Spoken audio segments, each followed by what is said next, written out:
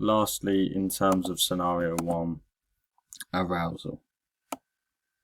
Firstly, when talking about arousal in sports, and in the particular case of Nick in scenario 1, we must understand and define this arousal in order to determine and associate this within the scenario. Arousal was defined by Weinberg and Gould in 2007 as a general physiological and psychological agitation varying on a continuum from deep sleep to intense excitement.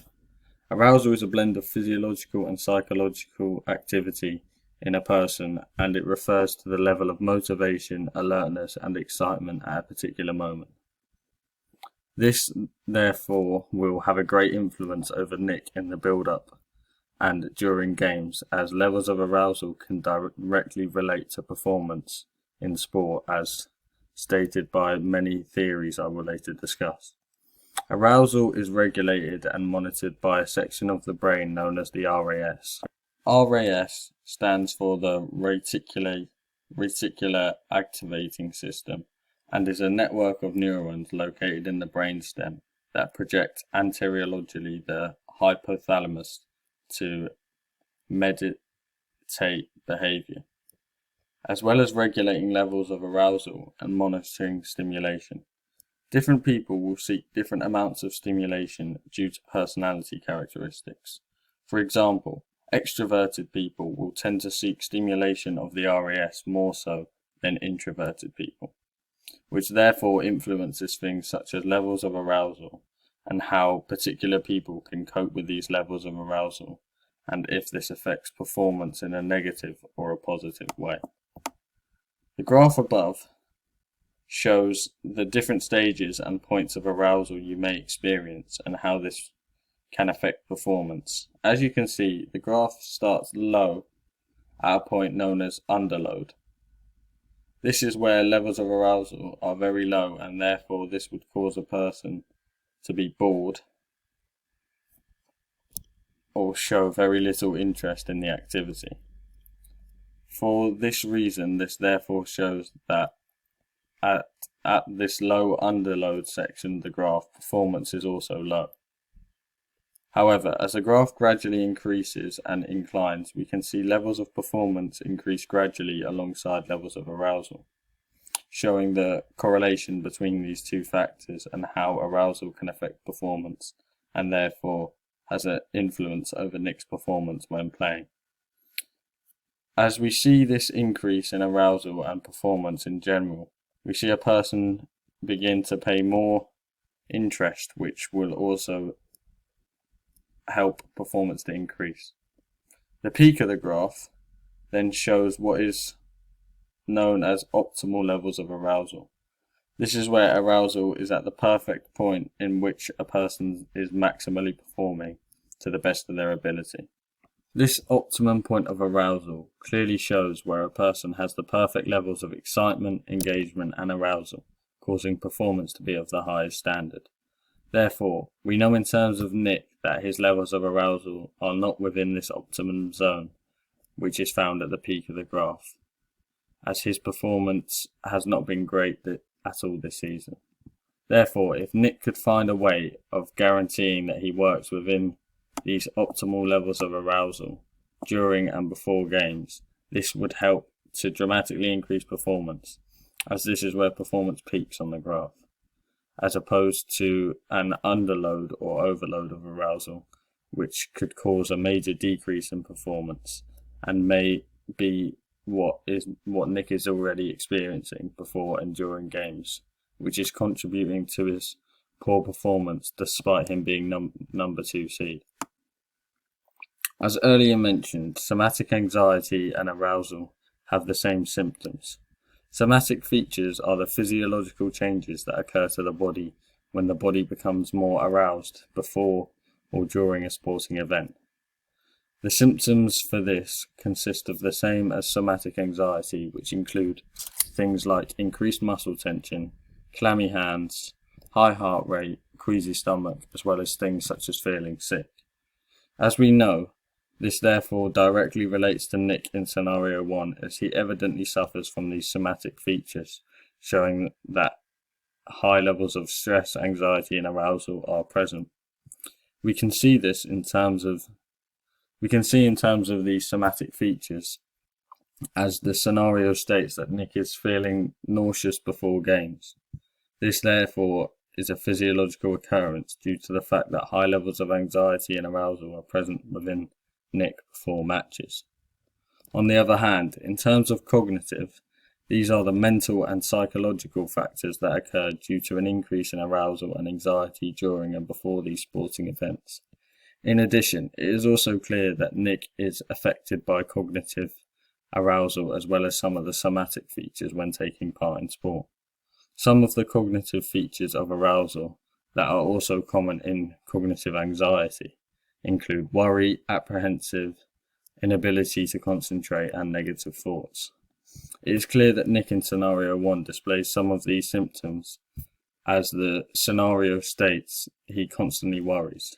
This is a clear sign of the cognitive features, which could also be influencing this decrease in performance he has seen, as it would appear his arousal becomes overloaded by both these somatic and cognitive features being present, which, as the graph shows, could be leading towards a decrease in performance, as low performance is where the overload of arousal is here on this decline, where it states high overload, and you see a decrease in performance.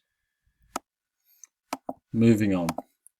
One, arousal theory, catastrophe theory. There are many theories within arousal that attempt to determine this relationship between arousal, anxiety, and performance, and how these factors all correlate and work together to either positively or negatively affect performance. The first theory I'm going to discuss is known as catastrophe theory. Fazey and Hardy in 1988 devised this particular theory as a way to associate anxiety and arousal to performance.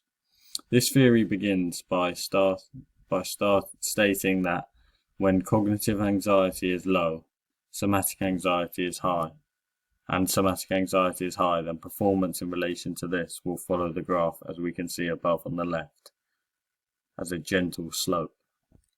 This particular shape is known as the inverted U shape and is used to describe another theory I will later discuss.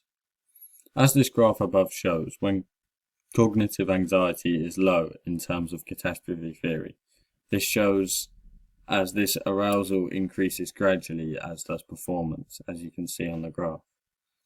This will then reach its optimal point, which, as mentioned earlier, is the peak of the graph. After reaching this optimum level of arousal, when performance is best, arousal then becomes overwhelming, and we can then see a gradual decrease in performance from this point to the bottom of the graph, forming this inverted U shape. On the other hand, the graph on the right shows that when cognitive and somatic anxiety are both high, this causes the graph to also begin to follow this inverted U shape, meaning a gradual increase in performance as arousal increases, as we can see at the start of the graph here. However, after reaching this optimal point of peak performance, if both somatic and cognitive anxiety are high, this will cause a dramatic decline after this optimal point has been reached, as arousal still increases. This could also be known as a catastrophe within the performance, which helps to give this theory its name. The theory then states if this catastrophe does occur, which in the case of Nick could be a mistake within the game, performance can still, after this dramatic decrease has occurred, return to optimal or better levels of arousal, as we can see with this backwards arrow from after the catastrophe point, going back towards the optimal point. This can only be done if the performer can relax in order to bring arousal levels below the point in which the catastrophe occurred.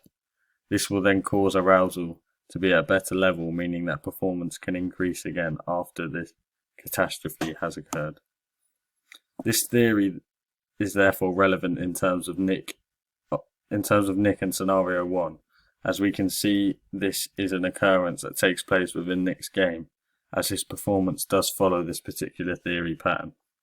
We can see this theory being relevant to Nick when the scenario states, if he makes an error, his performance falls apart. This clearly shows that this theory in terms of Nick, as this is where his arousal becomes too high due to both somatic and cognitive anxiety that he has, as previously mentioned. These factors cause this arousal to go past the optimal point, and therefore mean in terms of this theory, when he makes one mistake, then the rest of his performance dramatically decreases, as the graph above shows here. As this theory states, and as arrowed by label B on the graph shows, if Nick could find a way to lower these levels of arousal to what they were at before the mistake was made, he could once again improve performance, despite the fact that this mistake/catastrophe has already occurred.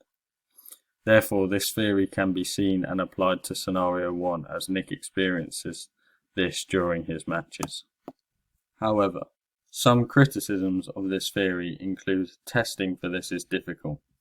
This is due to the fact that once a mistake is made, it is hard whether to determine that this causes a decrease in performance always from this point, or was the mistake just a one-off.